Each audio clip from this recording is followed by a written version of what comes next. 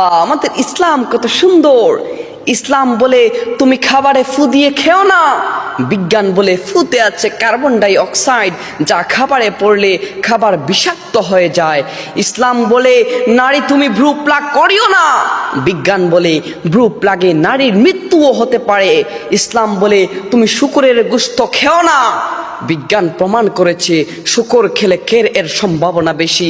ইসলাম বলে মাদক গ্রহণকারী জান্নাতে যাবে না। বিজ্ঞান বলে মাদক স্বাস্থ্যের জন্য ক্ষতিকর। আলহামদুলিল্লাহ, সাক্ষী গর্বিত আমি ইসলাম ধর্মের অনুসারী। মনে রাখবেন, আজকের এই 2024-এ এসে বিজ্ঞানীরা, সায়েন্টিস্টরা যা আবিষ্কার করছে, 1500 বছর আগে আল্লাহর রাসূল সাল্লাল্লাহু আলাইহি ওয়াসাল্লাম তার মুখনিসৃত বাণীতে এইগুলা বলে গিয়েছিলেন, এইগুলা বুঝিয়ে দিয়ে গিয়েছিলেন। হায় আফসোস, আজ মানুষ ইসলাম থেকে দূরে সরে গিয়ে বিজ্ঞানকে বিশ্বাস করে।